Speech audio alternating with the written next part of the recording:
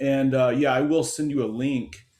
And yeah, man, let me Yeah, just I yeah, have to see here. consent to it. So I'm hitting continue. Oh, look at all these people. Look at this. 10 o'clock on the dot, man. Punctuality. I love it. So you want to So introduce me or should I just roll? yeah, I'll just quickly introduce you. So everybody, this is a man by the name of Gary Carner, who I've known a little bit for the last probably 25 years. I first got to know him when he did a series of interviews with Pepper Adams for a now defunct jazz magazine called Cadence Magazine that used to come out every month, if you can believe it. And then it went to quarterly, and then it kind of just trailed off into oblivion, unfortunately. But I knew the name Gary Carner, and I had used a lot of his when I did my dissertation on Pepper Adams. I used a lot of what when he interviewed Pepper. I used a lot of that material in my dissertation, and thank you very much, Gary, for that. Sure. And I don't remember why he was in California, but a number of years ago, I had him come out, and he did a lecture on Pepper Adams, It's a book tour. and That's it's this huge annotated discography of Pepper Adams. It's an amazing book, and actually, I have a copy of that in my office. If any of y'all want to stop by and check it out.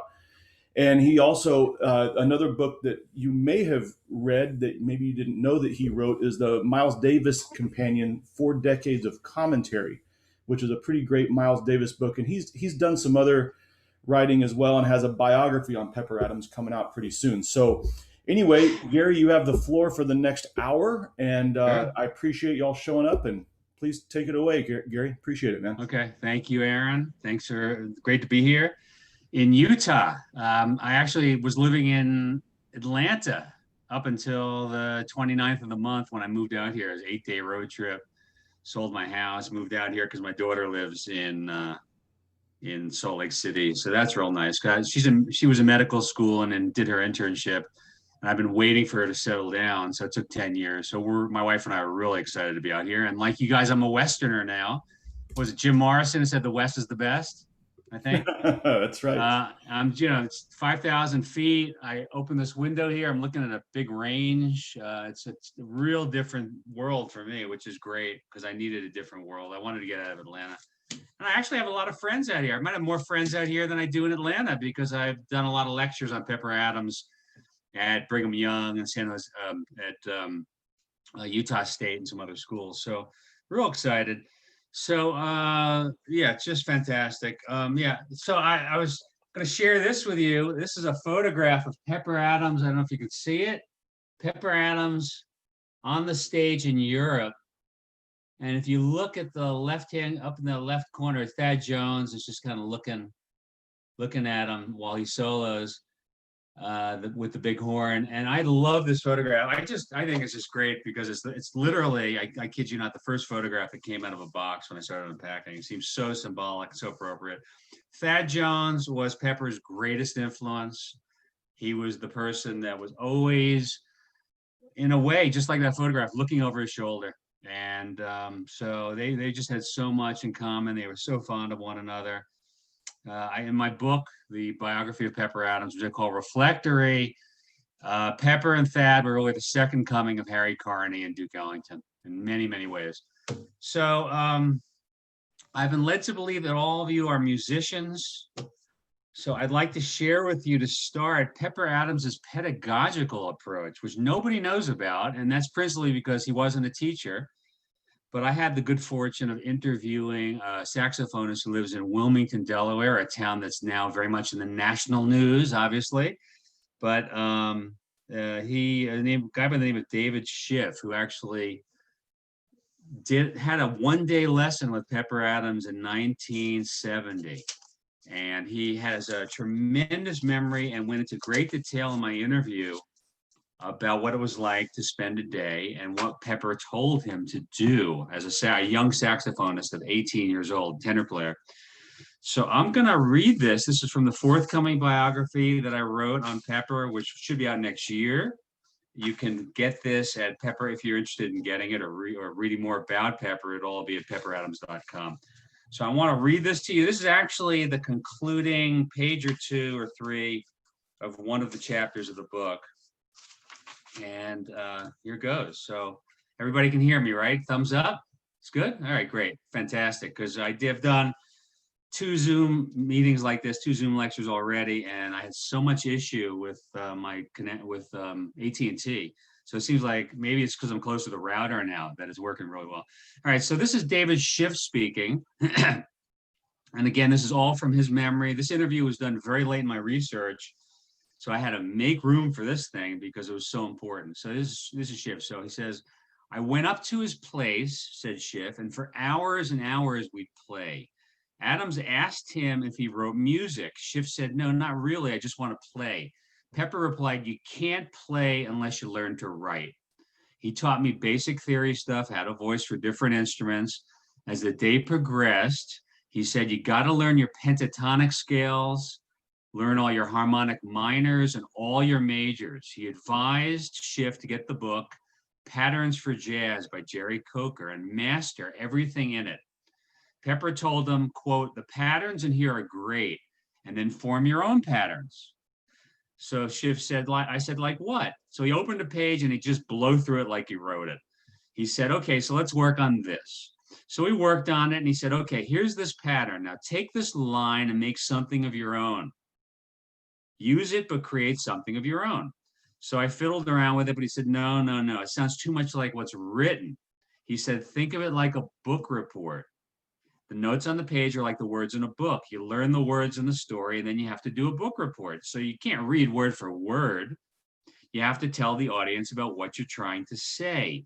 You play the tune, and then when it's your turn to blow some, you're not going to play the tune again. You've got to do a book report. So you've got to tell them what the song is in your own words. The light went on like a spotlight, said Schiff. I said, oh my God, that's what this is all about? Again, this is the perspective of a 17 or 18-year-old saxophonist. I thought improvisation was play scales, play some patterns, and just move your fingers or try to play the solo exactly like Sonny Stitt or Sonny Rollins. Pepper opened up my eyes and ears. So we spoke about how to improvise, added Schiff, and the importance of techniques of breathing and articulation and phrasing of certain patterns and notes. He was very emphatic about playing and being yourself and not copying other people. Adam showed Schiff how to articulate both the tongue and the diaphragm, as he did on his Thad Mel solo on Once Around. Schiff said, you can tell a story, he pointed out, about the solo, but this is how you can tell a story in a different way. You can tell a story and just use a monotone, and that doesn't really say a lot, but articulation is like using different pitches in your voice, different ways of speaking. We good so far? At first, my tongue was really heavy, continued Schiff. I assume some of you are saxophonists, but it doesn't matter. So specifically, he said, at first my tongue was really heavy. He said, you got to back off that, Pepper said. Don't use the flat part of your tongue. Use more of the tip of your tongue on the tip of the reed. He also told me, which was amazing, I'm going to count off 1, 2, 3, 4. When I say one, hit a note. I said, okay. So he goes 1, 2, 3, 4, boom. So you're late, Pepper says. I said, what do you mean I'm late? Just try it again. 1, 2, 3, 4. I hit the note. You're late. He says, how are you playing that note? I said, well, I'm taking a breath. And as soon as I hear one, my tongue hits the reed and I go. He says, that's why you're late. He says, when you go to make an entrance for music, you have to be ready. He said, your embouchure has to be ready. The breath, this is Pepper speaking. Your embouchure has to be ready. The breath has to be there. The tongue has to be on the reed. So as soon as it's time to hit the note, you let your tongue go, because if your tongue goes from in your mouth to the reed, that split second, you're going to be late.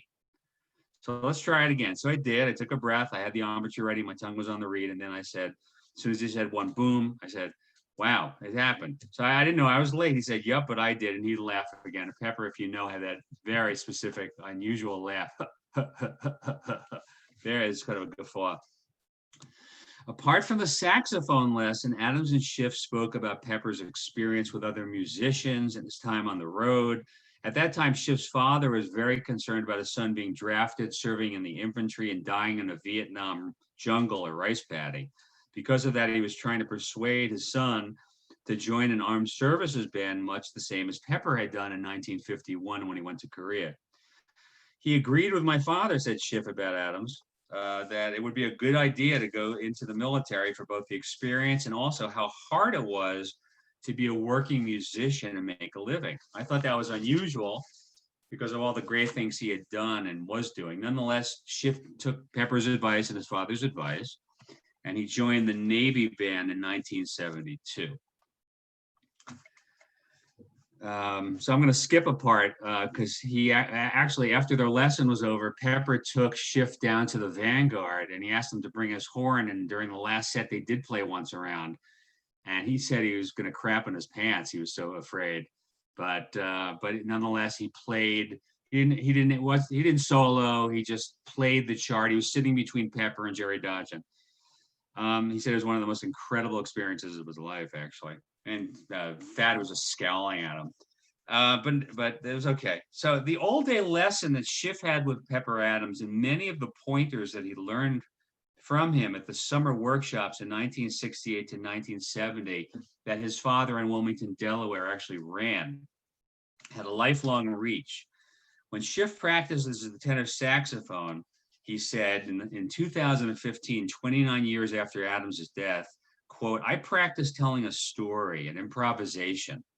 I think that's the biggest thing he taught me. You have to tell a story. You have to make your solos interesting."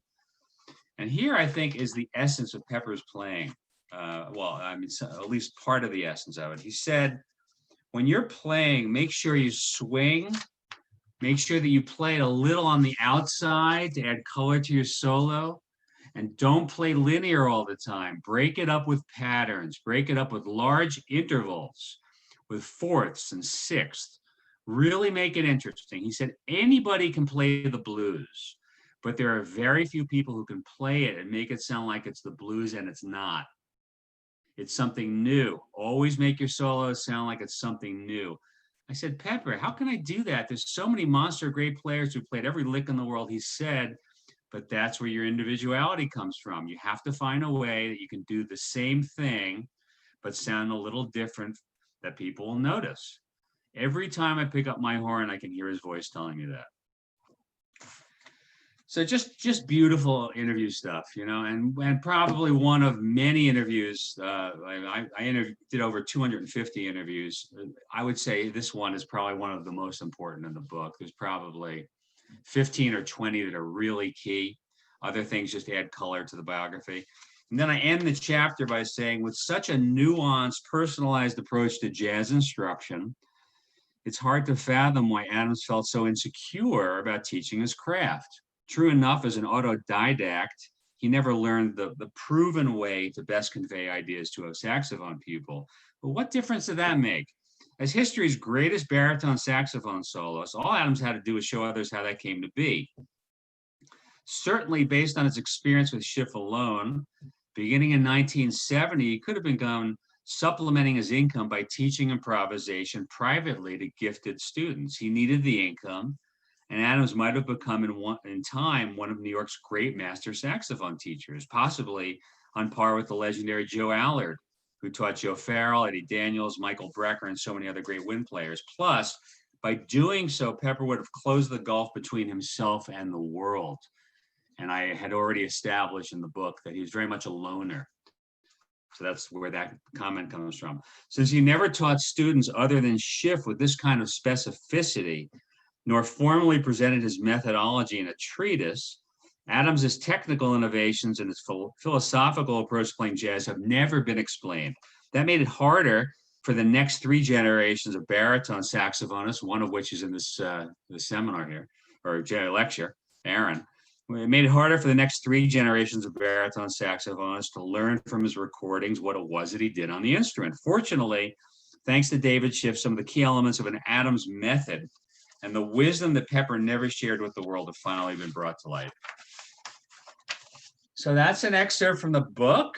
I thought maybe we'd play some music now. I'm not sure how I can do that. Aaron, would it be easier for you to go to pepperadams.com and just hit a link? Maybe as the host I can do it, Gary, if you want me to. Also, another way to do it on your end is if you click share screen. Oh yeah, there is an option at the bottom. It says share computer sound.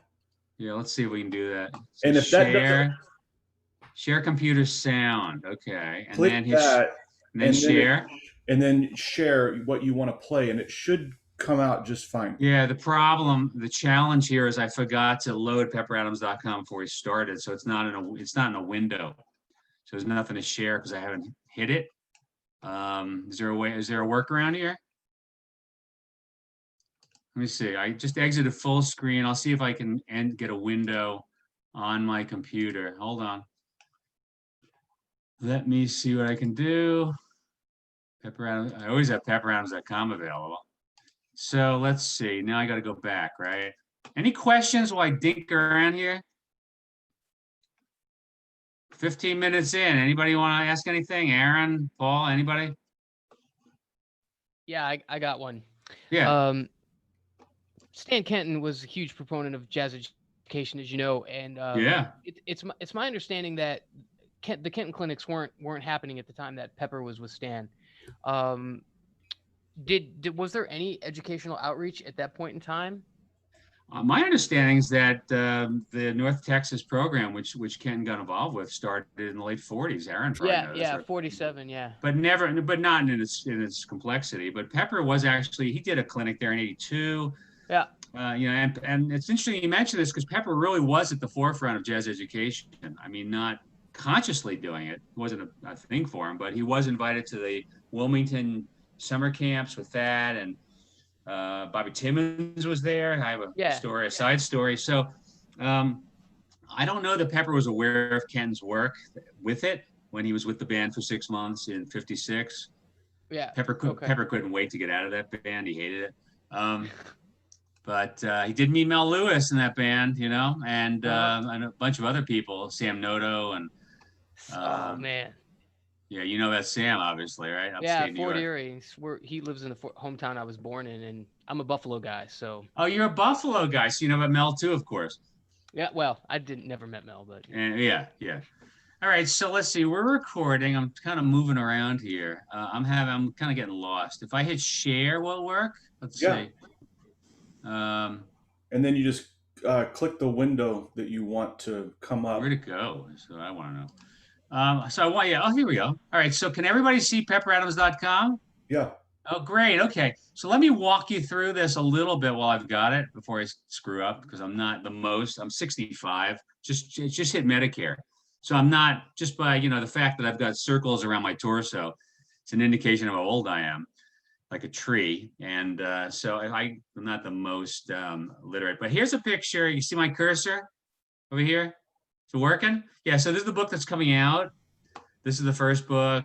I'm very, very proud of this site. This has been a long time in coming. So I've produced 6 CDs of Pepper's music. There's complete 42 compositions, 1 tune of vocals.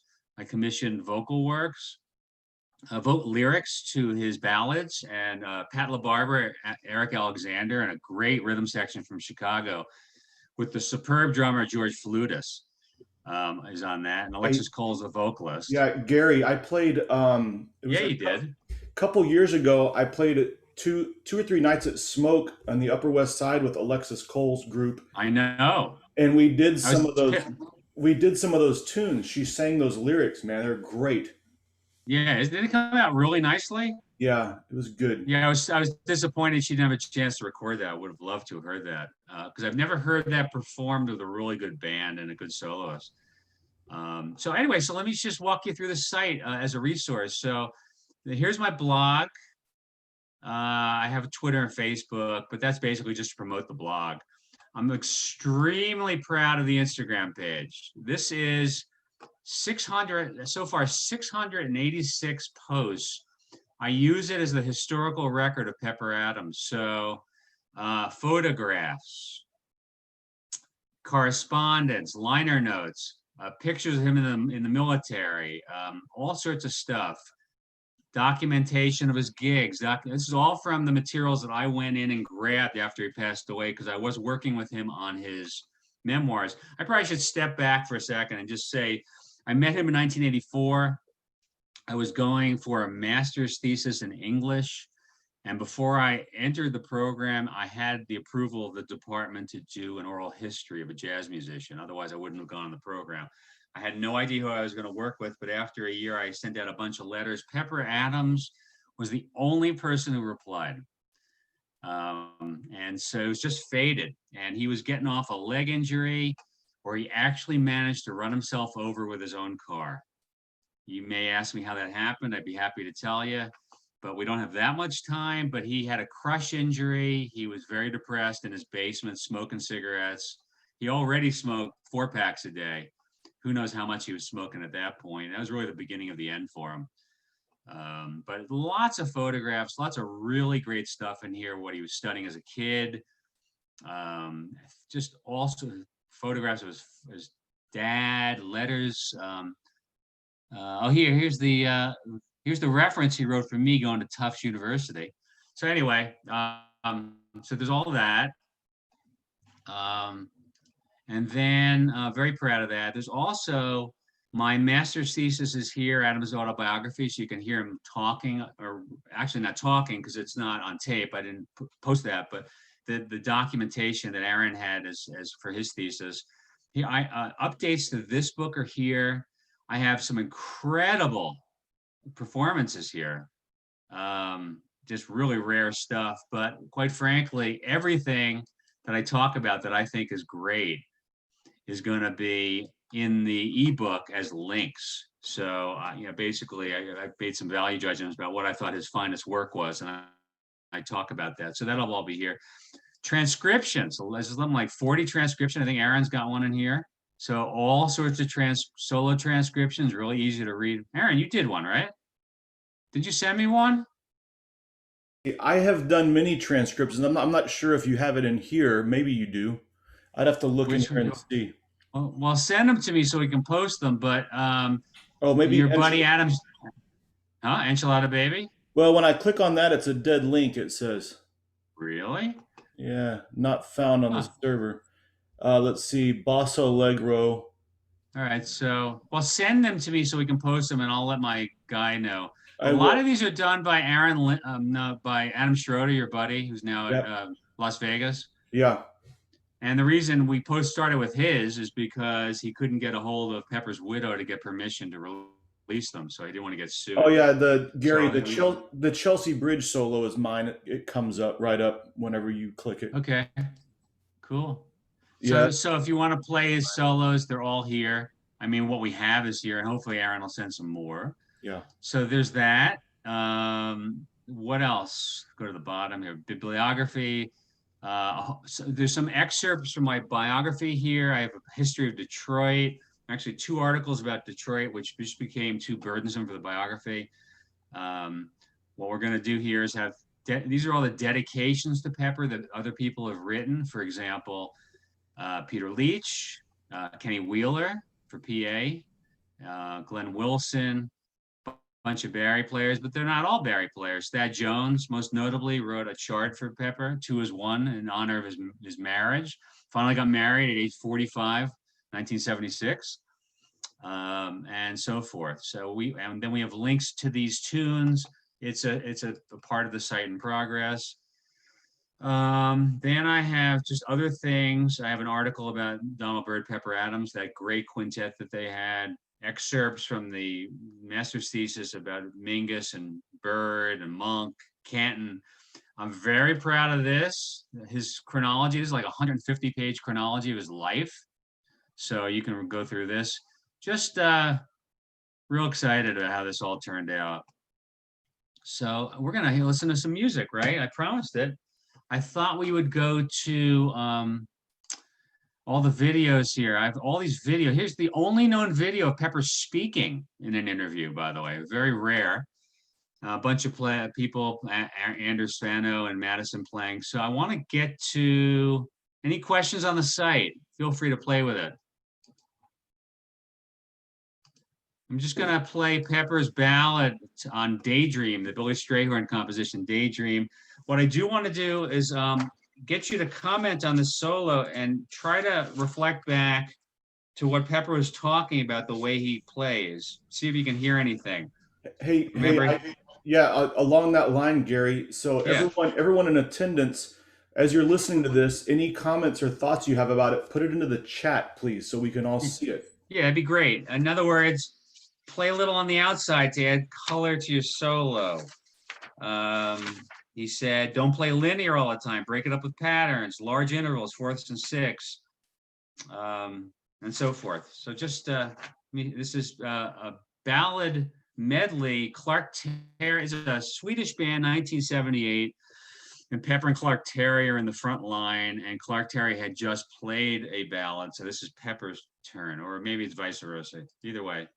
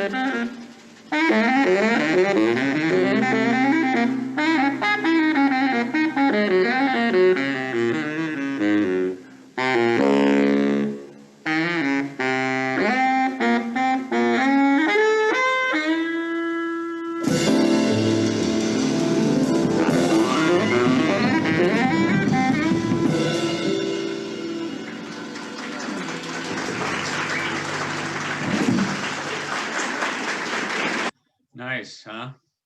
True virtuoso. Can you hear me? I hope so. You're good, man. You're good. All right, great. Thank you. Yeah, always like to end his ballads with a cadenza. That's really part of his style. And I mean, I don't mean to preempt any of your comments, but if you have comments, I don't see a chat. So I do thank, yeah, is there one? There should, at the bottom of the screen, be a little thought bubble looking thing that says chat. Gary, you don't have that on your side? No, because you want to hit stop sharing? Oh, maybe when you stop sharing, it'll Yeah. pop up. Oh, wait a minute, I got it up on top here. Participants 12. Well, why don't you, if you have a chat, feel free to just chime in. Maybe that's easier so I don't lose the page. Oh, well, I'll just read everyone's down real quick. Oh, thanks. Appreciate it. So let's see. Paul was mentioning he finished Pepper's solo on Clarion Call from Donald Byrd's album Bird in Hand. I made a comment about the diminished scale, which is expected. Yep. Quick moves from double time to a heavy swing feel. Yep. Ryan Miyahara says, don't forget the speeds of some of the notes. It's very fast. Paul Tynan says the way he pushes his triplets is iconically Pepper. Yeah. I said large leaps downward seem to appear more often than large leaps upward, at least in this solo. And then Arnie says, one thing always struck me about Pepper was his intensity, no matter what the type of tune, ballad or whatever. That's a great point. Mike Webster says, landing on some outside notes, breaking the pattern nicely. Ryan says, rhythm section chords are complex. Paul Tynan says, an inverted Crimea River, also iconic. And then I was just mentioned a couple of altissimo notes there at the end. Yes. Which was not common in his playing at all. He, when you compare to like other major Barry players, for example, Jerry Mulligan. Jerry Mulligan never used altissimo. Serge Shaloff never used altissimo. Lars Nick, Gullin, Nick did though. Nick loved it. Nick Brignola used tons of altissimo, and Yeah. Ronnie Kuber used tons of altissimo. Yeah. The fact that Pepper put a few notes in there, it's not real high. It sounded like he went up to an A or a B flat above the Yeah. on top of the. And they were always a little sharp, but that was the compromise he had to make with the setup. That's just the way. Yeah. That's the deal. Any comments on his time feel? Somebody said that he oscillated between double time. I think they said double time, rapid notes, and a swing feel. Yeah, that's very much. I had mentioned that. Yeah. Yeah, that's very much his style. He kind of oscillates between the pyrotechnics, the kind of Charlie Parker, the Art Tatum pyrotechnics, as I see it, and a Wardell groove, a Wardell Gray sensibility. Wardell was a very important influence on him as he was coming up in Detroit. One of the most, had he lived and not died at the age of 34 like Bird, I think he would have been Stan Getz, not Stan Getz, quite frankly. Just one of the most lyrical players of all time. They were very, very close. Pepper was a pallbearer at his funeral. Well, I don't have anything else prepared. So you want to hear any other comments? I mean, we can certainly listen to some more music. I could play something really rare, or would you prefer to hear audio, or do you want to see another video? Actually, rather than answering that, I will choose one. How about that? Since I'm in control. Sure. No, but I joke. Let's see. So I have the earliest known video of Pepper Adams, which is Pepper Adams touring in '64 with the Lionel Hampton Band. And let's see if I can get it quick. Here it is. So he plays two solos. This is actually really rare video. Hampton never gave any features to his members. Dan Morgenstern told me in my interview with him, because he was fearful that he'd have to pay them more money, like Duke Ellington had to do with Johnny Hodges and some of the more tenured guys. But Pepper was a sort of an adopted son of Lionel Hampton's, so he did extend special features to Pepper when he toured with him. Pepper hated this gig. He took it because there was very little work, and when he was working with the band. This is '64. He worked some long stints in '63 and '64 with Hampton. He also worked in '60 and '61, and then there was an all-star thing that he did in '78, but that was a better paying gig. This one was out of necessity, and so why don't I play? Well, why don't I start with Flying Home, because it's a little up tempo, and see what I can get here. I'll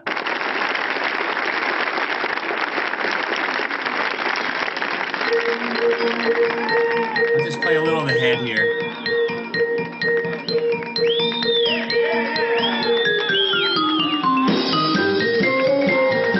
Not exactly a complex tune.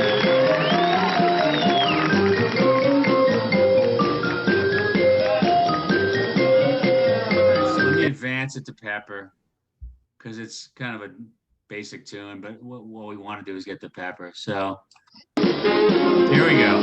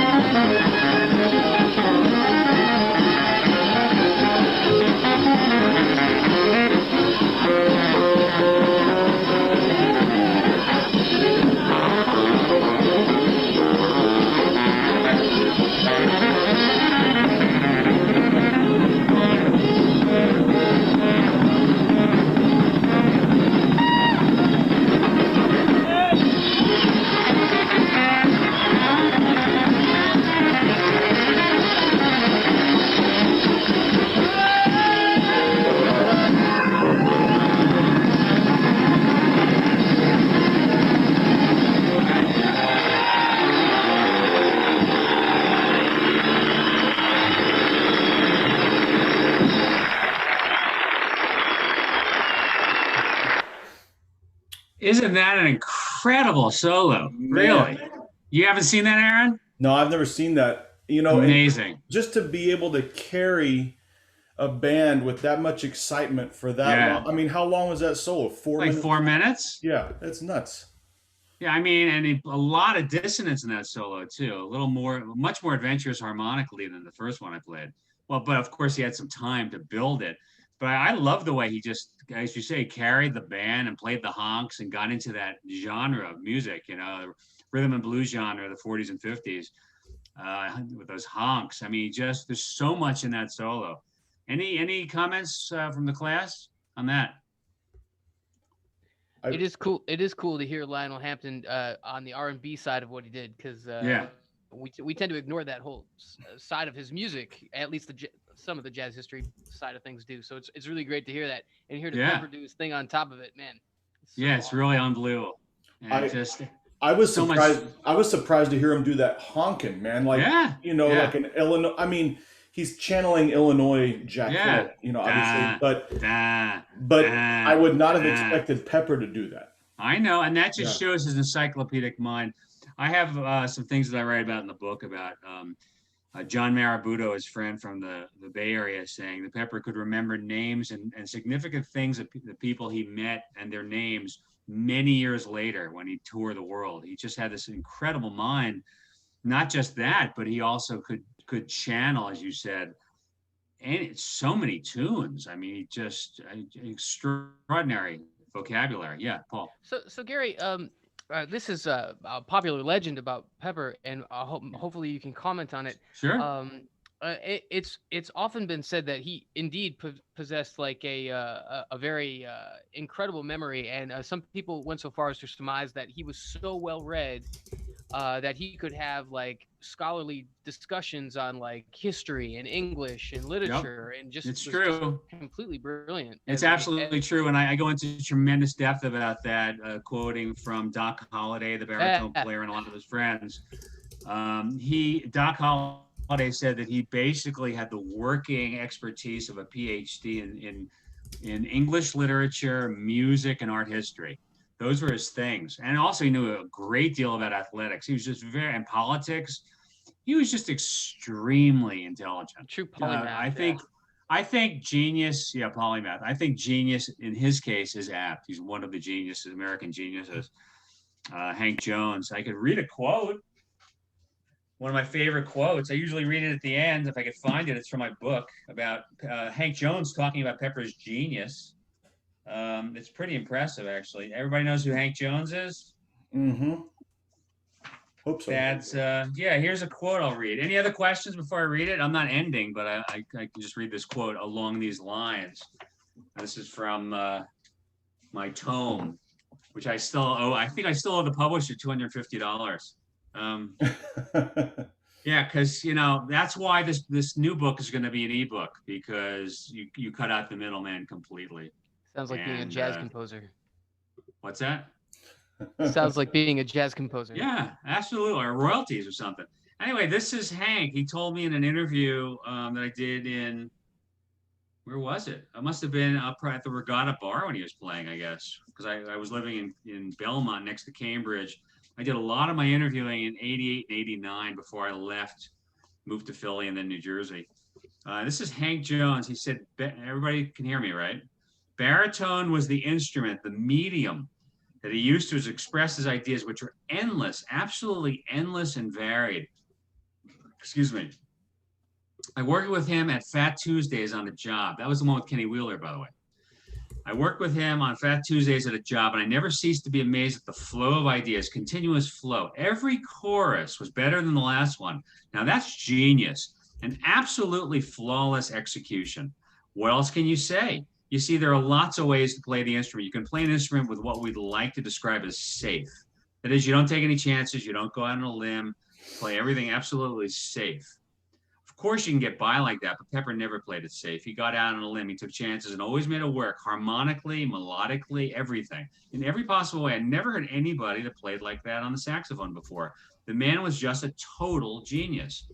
The word genius carries with it many implications and connotations. When you say the man is a genius, that means that he's capable of doing things that nobody else is capable of doing, or at least relatively few people. Charlie Parker had that same thing. Charlie Parker had an endless flow of ideas, which he could execute flawlessly at any tempo with a tone that was impeccable. I was just always amazed. I used to get the impression that there was nothing that Pepper couldn't do. I got that same impression from Charlie Parker. There were probably things that he couldn't do, but if there were, I don't think anybody ever invented them. I never felt I was up to his standards, to tell you the truth. I was reaching to play along with him. Pepper would extend your thinking, your abilities. That was part of the greatness of Pepper. He would make you play. He would make you think more creatively because he was thinking and playing creatively. It's just a great, great quote. Just fantastic. It says so much about really what I'm trying to convey about Pepper here and in my book, that he was just such an interesting person. I did a lecture at Soka University a few weeks ago in Southern SoCal. And because it was a humanities class and because I was doing it for a poet who also did who assisted Benny Golson in his autobiography, I decided to talk about my experience writing the biography itself. It's very little writing about the writing of biography. So I was very interested in doing that, sharing my experience. And one thing I mentioned is that you just, in fiction, you make up a character and you develop a character and you have subsidiary characters and you build affection for a protagonist or disaffection with the protagonist, depending on if it's a nice person or an evil person. I just was so fortunate that Pepper chose me for this project. And here I am 36 years later, wrapping it up. The project has been so rich that it sustained me all this time. And I couldn't have possibly invented, I don't know if anybody could have invented a character more interesting than him. He's a guy who had a very overbearing mother who suffered a lot of tragedy. His father died when he was 9. Grandparents and stepfather died soon thereafter. Was very much a loner, had a deep distrust of women, and didn't marry until he was 45, I said earlier. His marriage was a failure, became an alcoholic, and yet through it all was one of the great American virtuoso jazz players and one of the great post-war stylists. So just an amazing, amazing character. So maybe there's some questions, but I was very much trying to, in the book, in the biography that is, get away from cliches. Big thing with Pepper was avoiding cliches. And so I was trying to come up with a narrative structure that was different, not chronological. I was trying to come up with a book that would flesh out who he was, his foibles, his strengths, really to give you a full sense of who he was, besides just talking about the records, which too many people do, So that's what I was after. Gary, I wanted to mention too to the students just a couple of things that I've always found kind of impressive about Pepper. When you think of what the Grammy Awards look like today in 2020, what I mean by what they look like, I mean like what they broadcast on TV, that part of it. Yeah. Pepper Adams actually played on the Grammy Awards. And I'm trying to remember the year, maybe 80, 81, somewhere in there. Yeah, I can look it up. 81, 82, he was with Al Jarreau's rhythm section, and they gave him 2 minutes of My Shining Hour, and then he played Blue Rondo a la Turk with Jarreau. And I had that, on the Grammy Awards show, and it was a big controversy because the New York chapter got him on the show, and then they wanted to cut him. And the entire New York chapter, in their fondness for Pepper, voted to back Pepper up, and they were going to bolt, and they got him on the show. It's basically Pepper's 15 minutes of fame, actually. Right. To quote Andy Warhol. But yeah, I had that posted. Every time we post it, we get it from a collector and post it on pepperadams.com. It gets taken down by NARAS, the National Association of Recording Arts and Sciences. Yeah, it took place on February 24th, 1982. The rehearsal took place the day before. And Pepper said that he fell out because Milko Leviev, the pianist and music director for Jarreau at the time, played Blue Rondo a la Turk. What was it? No, he played Take 5 and 4 to amuse Pepper. As part of the rehearsal. Yeah. So I wish I would have showed that to you, but it's not up anymore. Every time, like I said, every time we get it up there, it goes away. Well, and then the other thing that I wanted to mention, Gary, this was going back to something you had said near the beginning of the lecture Uh-huh. with him finding when he was teaching that lesson to that young Yeah. saxophonist, The only lesson. the only lesson about talking about being willing to play outside a little bit to create some tension and then pulling it back Yeah. again. There was an Yeah. interview I had read where he was talking about when he played with the Kenton band that, and this gave a little insight to the way his mind Yeah. worked, is Yeah. that there's a tune the Kenton band would play a lot called Intermission Riff, and some of you guys might know this tune. It's a very simple kind of tune, and it's sort of like a 12 bar form. I think it's 12 bar form, but it's like the Yeah. first 4 bars is 3 bars of D flat, and then 1 bar of D. Yeah. It goes up a half step. 3 bars of D flat, 1 bar of D, and then it repeats that again. It's sort of like a blues form, but it doesn't sound like a blues. Pepper Anyway, called it a pretty dumb tune, he said. yeah, pretty dumb tune. But what he would do is where you would get most people who would, okay, I'm going to play in D flat for 3 bars, and then play some turnaround or some lick on the dominant chord up a half step. He would actually just play in D for Yeah. 4 bars. So that for 3 bars, when it's in D flat, it sounded like, what the heck's going on? But then when it got to the bar that was supposed to be the bar full of tension, the bar up a half step, suddenly everything would fit. And it's just like this totally like coming from 180 degrees behind way of thinking about improvising on this stuff. Yeah, left field, he used to call it. He got that from Rex Stewart in the Ellington band. He loved Rex Stewart's sense of surprise and harmony. Yeah, he said, when I interviewed him, he said I'd probably do it again. But it turns out that the band was so mystified, he didn't get a solo for 3 weeks. And I discovered actually from Billy Root's interview in Cadence that Kenton was planning on firing Pepper. Oh. And because Billy Root was really embarrassed. He had moved to the tenor chair that was occupied by Lucky Thompson for the Cuban Fire date, and Pepper took the baritone chair. It was Oscar Pettiford who originally had recommended Pepper to Kenton. Pepper was new in New York; nobody knew about him, and Billy Root also recommended him. But they felt that he wasn't as good a reader as he should have been for that band. But so Billy Root went to. Well, who did he go to? Who was the straw boss in that band? Why am I? Bear with me here. Niehaus. Niehaus was basically a confidant. He would say very little, but when he said anything to Kenton paid attention. And he said, "Look, Pepper's got something. He'll learn the charts. We want him." So he stayed. And by the end of the 6-month tour, he was getting more features than anybody. See if I can get. It's 2 of his techniques. How are we doing on time? We got a few minutes. Yeah, 9 minutes. Yeah. Yeah, So 2 of his. that's fine. Yeah. Any other questions, points anybody wants to make? I wanted to. One of the things he loved to do was what you just talked about. Let me see if I can rare performances. I don't know if anyone's heard this. This is from 1968, Expo 68, playing with a really good Montreal rhythm section.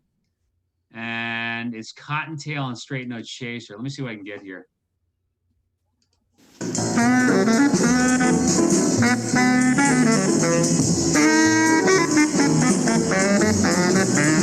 might have to buffer.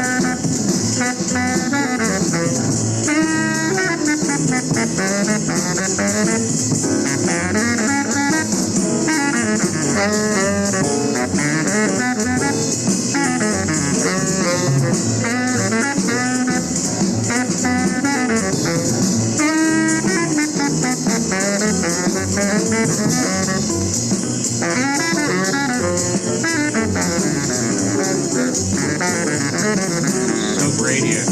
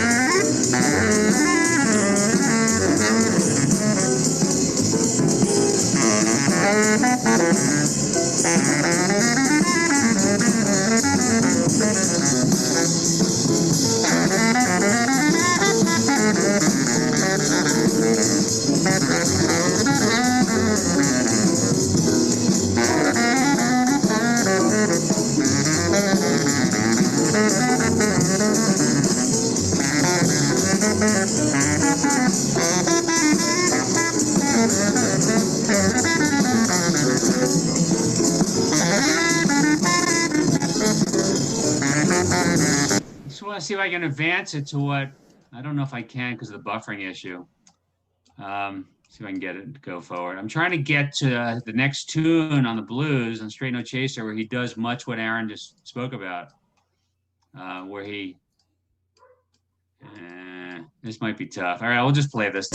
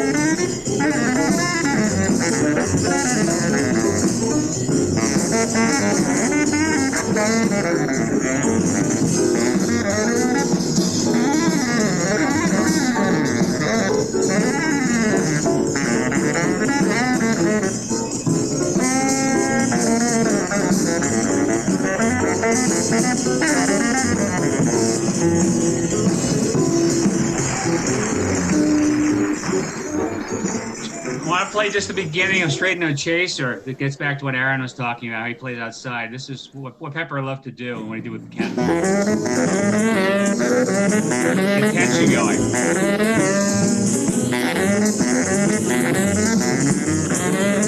Badass.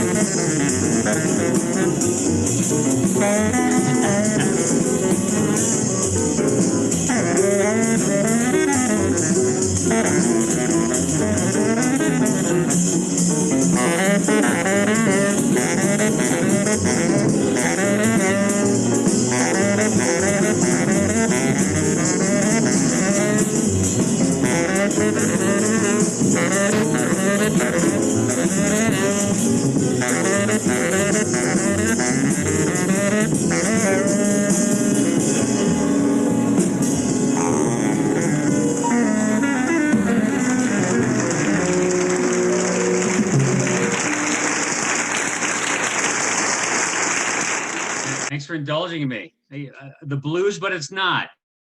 You know, that's a classic example of Pepper playing the blues. I mean, straight on chase. Is there any more archetypal of blues and jazz oeuvre? But he just takes off. You get the feeling that he could play forever. I think that he was actually told to stop in that solo. I think he would have gone another 5 minutes, but probably it was a broadcast, a half an hour broadcast, and I think he got waved that he had to end the tune. Wow. So we went a little over. Thanks for indulging me. Any last thoughts, questions? Well, I'd like to encourage the students to check out this website. I know that for me personally, this website's a real easy way to go down several different rabbit holes you start getting to one link and blah, blah, blah, blah, blah. And you can really come across some pretty cool stuff. And I'd also like to encourage everybody to check out this, the Joy Road recordings as well. There's a lot of really good stuff on there. One of them in particular, one of my old friends from North Texas, Frank Basili, who is really, I think, one of the guys carrying the torch of Pepper Adams. Sure. It does some great playing on there as well. Anyway, the recordings are quite good. I encourage y'all to check that stuff out. So, and also, if you want to play his music, here's the secret way to get to it. You go to Pepper Adams Compositions, and you just choose any tune you want. And then you go to the upper right-hand corner of these samples. These are all the known commercial recordings that people have made of this music.